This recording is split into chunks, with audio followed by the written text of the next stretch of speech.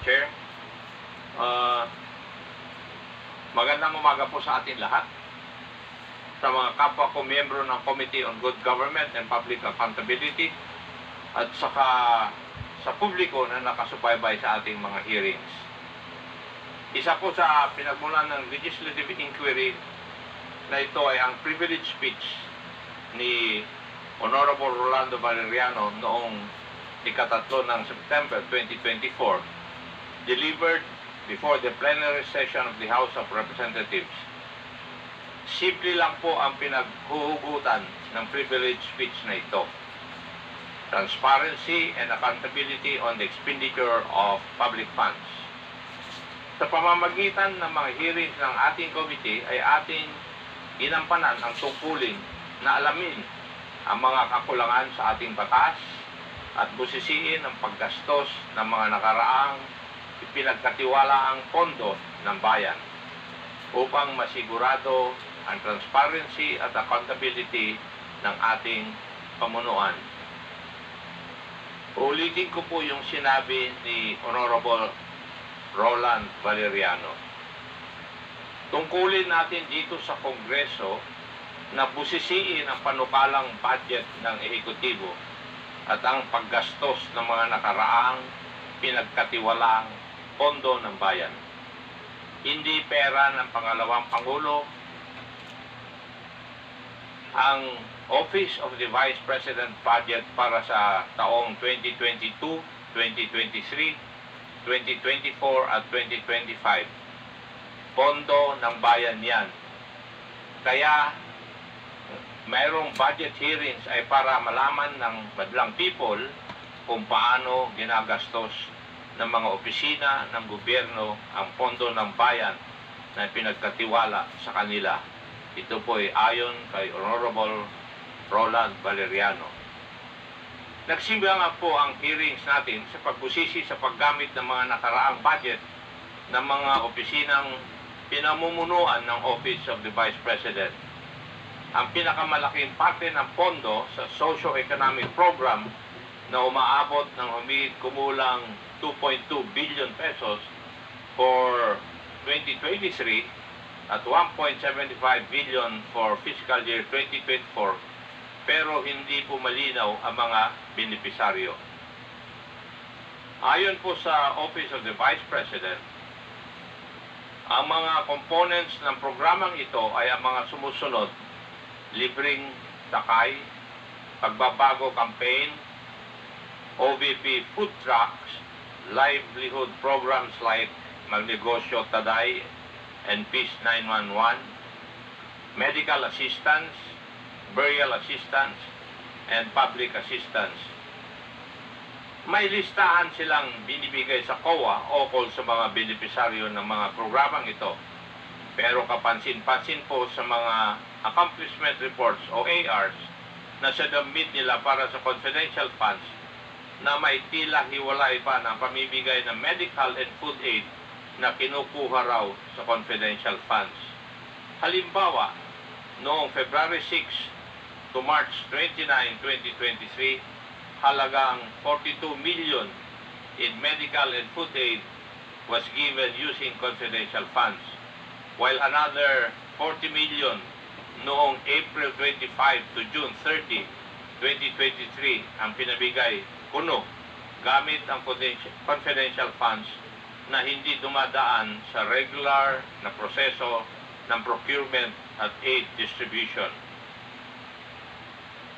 Kinalaunan, ating natuklasan ang nakababahalang paglustay ng confidential funds ng Office of the Vice President at pati na rin ang Department of Education. Nakita natin na nababalot ng secrecy and lack of transparency ang paghawak ng Office of the Vice President at ng Department of Education. Noong sekretarya pa dito si Vice President Sara Duterte, ang confidential funds na inilagak sa kanila noong taong 2022 at 2023 for OVP at 2023 for Department of Education. May mga resource persons tayo noon na hindi sumisipot o sinasabing wala silang personal involvement o participation. Mayroon ding ayaw naman mag-take ng oath upang magsasabi ng pawang katotohanan lamang sa komite na ito.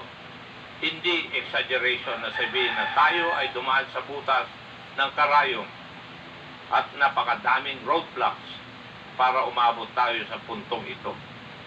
Ngunit unti-unti, sa pamamagitan ng ating masusi at porsigidong pagtatanong at sa paghahanap ng mga facts at ebidensya, ay ating natanggal ang secrecy na nagkukubli at nagtatago sa katotohanan sa kung ano ba talaga ang nangyari at kung saan o kanino napunta ang pondo ng bayan. Ito po ang money trail ng confidential funds ng OVP at DepEd based on the testimonies of Special Disbursing Officers Madam Gina F. Acosta ng OVP at ni Ginoong Edward Fajarda ng DepEd. The money trail of the confidential funds for both agencies looked exactly the same. First, after finishing all internal financial processes and documentations and securing all required signatories in the disbursement vouchers, including Vice President Sara Duterte herself, the SDOs received the land bank checks representing the confidential funds for each quarter. Malalaking halaga po ang mga ito. Sa OVP pa lang, nakakuha sila ng 125 million bawat quarter simula noong 4th quarter of 2022 hanggang 3rd quarter of 2023. Sa DepEd naman, 37.5 million kada quarter for 3 quarters or a total of 112.5 million. So matotal, 612.5 million po lahat. The SDOs themselves are the payees in these quarterly checks. The next step was for the SDOs to encash the confidential funds checks. Sabi po ni SDO Edward Fajarda, pina-encash po niya ang bawat isa ng tatlong 37.5 million checks sa Land Bank Dex branch, cold cash. Nilalagay sa 2 duffel bags at isang backpack ang cash. May kasama raw siya noong 3 beses na yon na kilala niya lamang bilang Alan. Matapos mag-encash, dinala niya ang cash sa kanyang opisina sa DepEd. Sabi naman ni SDO Gina Acosta, para sa OVP confidential funds worth 125 million per quarter, pinapa-encash niya ang bawat cheque sa Land Bank Shaw Boulevard branch. Kasama niya si Assistant Chief of Staff Lemuel Ortonio at 2 di mapangalanan driver sa pagpapa-encash ng bawat cheque. 4 na beses nilalagay raw nila ang 125 million cash sa 4 na duffel bags. Pareho sinabi ni Acosta at Ortonio na mula sa Land Bank ay pumunta na sila sa opisina ni Madam Gina Acosta sa Office of the Vice President. As if it was all planned and orchestrated or part of a common design, both SDO Acosta and Fajarda said that the Vice President directly instructed them to hand over the cash representing the confidential funds to certain security officers. For DepEd, may itinalaga raw si Colonel Raymond Lachica, ang head ng Vice Presidential Security and Protection Group, ng isang security officer na nangangalang Colonel Dennis Nolasco, kung saan weekly nagbibigay ng pondo si SDO Fajarda amounting to 4 to 6 million per week. For the Office of the Vice President, si Colonel Lachica raw mismo ang security officer na buong pinag-aabutan ni SDO Acosta ng 125 million every quarter. Matapos di umano ibigay ng mga SDOs ang pera sa mga security officers na sina Colonel Nolasco at Colonel Lachica, wala na raw silang partisipasyon sa actual disbursement ng confidential funds. Wala silang ibang basehan sa kung anong nangyari sa pondo, kundi sa pamamagitan ng mga accomplishment reports na kailangang ihanda, isumite para sa liquidation ng confidential funds. Malinaw po sa kwento ng mga SDOs na hindi sila ang nag-disburse o nagbayad ng payments to the informants and other supposed payees ng confidential funds. Naturalmente, hindi rin sila ang gumagawa ng accomplishment reports kasi wala silang kaalaman kung paano nagasta ang pera ng bayan. Ito po ang parehong sinabi sa hearing ni na SDO Acosta at SDO Parda.